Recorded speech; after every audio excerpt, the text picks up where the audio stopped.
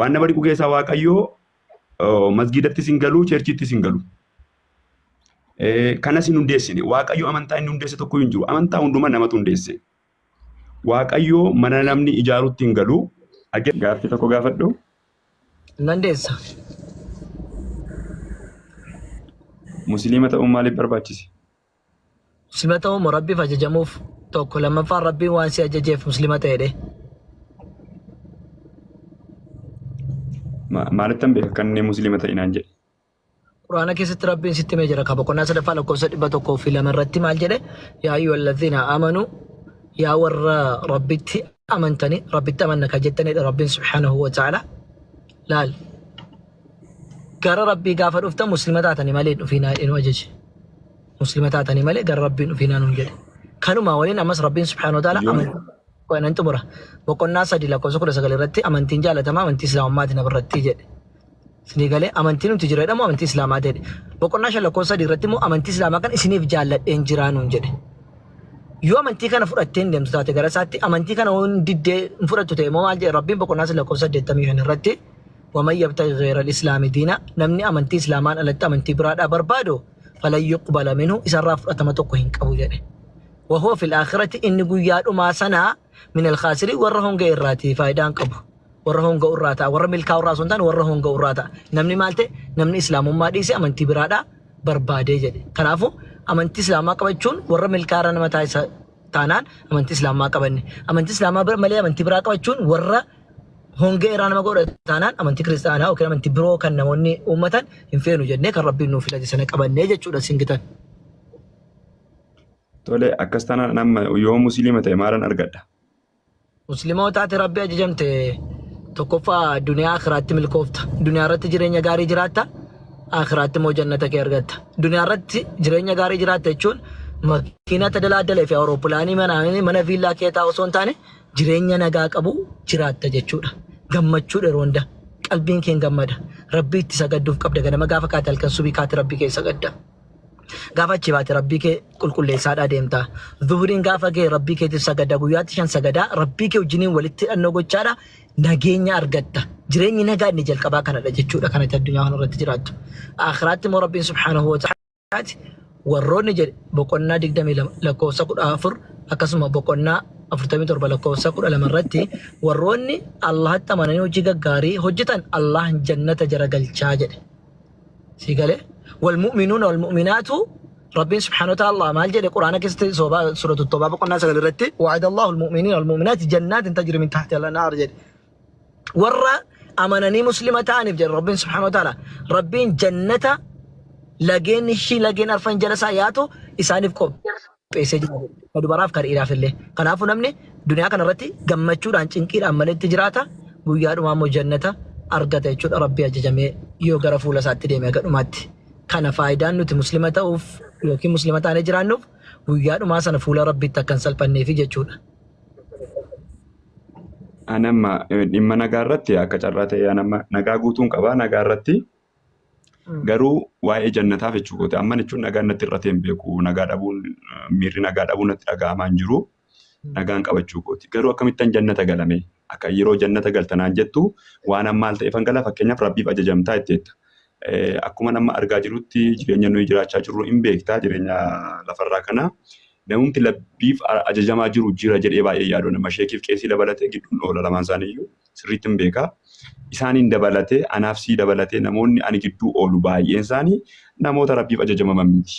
Argaama jiru namoota tokko jechuudha nama tokko maqaa dha'u anaa miti jechuu kooti namoota kan biraallee ani ajajamuu dhiisuun dadhabbii koo ta'uu danda'a namoota kaanis argaan jiru an takkaamayyuu jechuudha. Kanaaf akkamittan yoo maal godhe jannataan galamman namoonni warqaanis qajeelummaatti hin jiranii anillee qajeelummaatti hin jiru namoonni baay'eellee waan wanta sirriitti beektudha. Qixa afaaniitti malee qixa dubbiitti malee hundi keenya karaarra hin jirru. Hundi keenya jallina hojjenna. Atumti amma yeroo dubbachaa jirtu yeroo dura ibsitu si argaan ture. Jechoonni kee jechoota negatiivii yeroo isaan qaban argira. Fakkeenyaaf mucaan jalqaba irratti si gaafatte nuyi amantaa kiristaanaa yookaan pheenxee fi ortodoksii yeroo jirru akkasinnaan maal jettee jalqabde beektaa ammati? Akkas jechuun dubbii eegalte. Warri gadhiisitti jiraatan jette. Warri gadhiisitti jiraatan jette. Jechoonni kun jechoota barbaachisoo miti fakkeenyaaf amma. Asumarratti jechoota taasoftu keessaa jallinni baay'ee jirachuu barbaadeetan. Kanaaf yoo maal godhan jannata galaan akkamittan jannata galaala. Ayye. Galatoom duraan dursatti warra gadhiisii kan hin jedhe dhugaadha seera tokkoon qabdanii seera qabne naannatti mi seera waan hin qabneef. Kan ammoo isheenuu jettee afaan irra gabaanaan irratti dabaleefanii ragaa akkatee jechuudha. Seera qabna akkaataa itti sagannu akkaataa itti dhiisnu jettee macaafa qulqulluu keessatti waaqayyo akkaataa itti soomtaniif akkaataa itti sagaddan akkaataa itti kadhannaa gootan kaa'eera taanaan kunoo itti maaf kijibdinaan jedhi kun kijiba natti hin fakkaatu tokko jedhe. Lamaffaa gara islaamummaatti gaafa deebinu namoonni baay'ee karaarra hin jiranii namoonni baay'ee karaarra hin jiranii sheekis ta'e qeesis ta'e waan hin taane waan ammeenyaa dalaguu itti. Hammeenya dalaguuf rabbitti amanuun gargara boleessu. ሁሉም የተለያዩ ነው ማመንና መስራት የሚባል አለ ከናብ ረቢ ስብሐነ ወተዓላ ኢነ الذين آمنوا وعملوا الصالحات ጀሉ ወረ አመነኒ ካኒ ወጂ ገጋሪ ደለገን ረቢቲ አመኑን አመንቴ ፈከኛ ረቢ ጅራቹት ነማነ ነምኑ ሙስሊም አላህን ጅራ ጀደ አመና ኤርገማ ሳርገረ ደመና ቁርአን ከረቢ ተውን አመና ሰላት ረቢና ጀጅ ሰላት ገሩ ሆጂ ጋሪ ደለጉ ዲሴ ሆጂን ታነ ነምኒ ደለጉ እንጅራ ጉቴ ጅራ ሱን ኢማሳቲ አነሳተው ሲሳተው ዋናውን ዋቀዮ tokkichatti amaneeraame ዋቀዮ tokkichatti ergamaneeti hojiin hojjete moo mindaatti argata san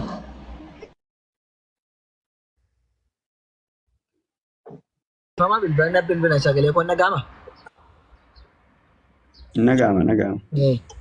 akkuma Yesus Kiristoosu hunduu akka harka isaatti mindaa san argata akkuma jedheyyuu namnu akka harka isaatti akka hojii isaatti mindaa ni argata kan rabbitti amanes kan hin amannes garuu qixaatiin isaanii gargari kan rabbitti amanee waan fokkataa hojjete sanaaf qixaatii isaatti gaafatama hin qaxxaamaa jechuudha ammoo kan rabbitti amanuu didee waan hin taane hojjete waa lama bade inni bara baraan abidda keessa ta'a jechuudha garuu inni rabbitti amanee salaat sagadee waaqayyo kadhatu badii hojjeteef hin gaafatama badii isaa jalaa gaafa ba'e garuu jannata saaseenaa jechuudha qixaatiin qaba jechuun miti qixaatii qaba garuu qixaatii sana keessa bara baraan akka warra rabbitti amanuu didee hin ta'u malee yoo badii qabaate jechuudha si galee kanaafuuti rabbiin subhaanahu wa ta'ala maaliif wanni inni isaan qaxxa'u jennaani rabbiin rabbii haqaati waanuma rabbi tokkicha jetteef qofa nama hattee sagaagaltee reebdee arrabsitee bakka ana allaatti amaneera jettee jannatan galtu rabbiin abbaa haqaati